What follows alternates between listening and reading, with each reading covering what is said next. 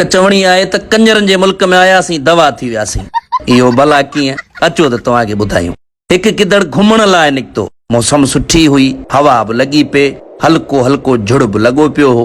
हिकु ॾेढ ककर में गोड़ बि थी पए। सॼो ॾींहुं ढोरा डंडूं रस्ता ॻोठ वाहन रुलण खां पोइ शाम जो घर लाइ मोटंदे रस्तो भुलिजी वियो ऐं अची हिकु ॻोठ भरिसां पहुतो। हिकिड़ो शिकारी बंदूक खणियो, पंहिंजूं ज़मीनूं पे घुमियो। तंहिं शिकारी जी उन गिदड़ ते नज़र पइजी वई। बिना का देर कंदे भरे दुनाली गिदड़ ते तके ठका जो गणी कढाई त गिदड़ जी पट ते फाको कयो। पर गिदड़ जो भाग भलो हुयो, उहा गोली गिदड़ खां घुसी वई। गिदड़ थधा साह भरींदे सोचण लॻो त जे उथी भॼंदुसि त बंदूक हणंदो, मतां उहो धक लॻी पए। हर हर थोरी गोली घुसंदी आहे, सो मरी वञण जो बहानो करे उते ई लेटी किरी पियो ऐं ईअं लेटियो पियो जीअं मुआरी वांदी संगत ॾींहं जो 1 बजे ताईं सुती पई हूंदी आहे।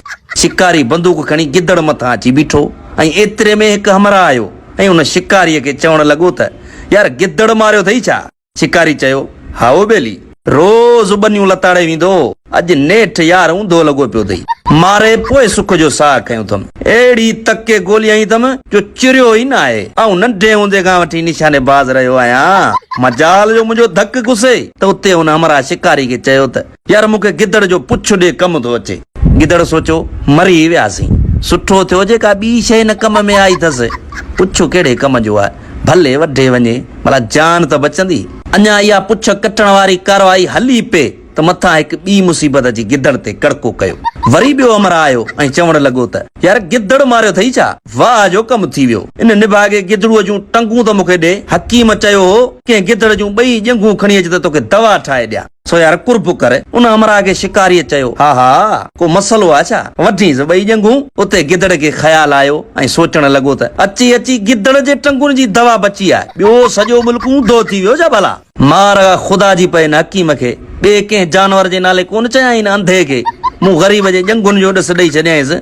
वरी सोचई उथी भॼंदुसि त बंदूक हणंदा, भला 2 ॼंगूं ईंदियूं, जान त बची वेंदी। 2 ॼंगूं ई पुछ वठे हमरा अञा मस रवाना ई थिया पे। वरी मथां 3 हमरा अची सलाम वरायो। वालेकुम सलाम, शिकारी जवाब ॾिनो। चवण लॻो त अदा गिदड़ मारियो अथई छा? हकीम चयो गिदड़ जो मग़ज़ आणे ॾे, दवा ठाहे ॾियां। गिदड़ सोचो, ओ इहो अथई, कंजरनि जे मुल्क में आयासीं, दवा थी वियासीं। साॻी रीत असां बि कंजरनि जे वर ते चढ़ी वियासीं ऐं तबाह थी वियासीं।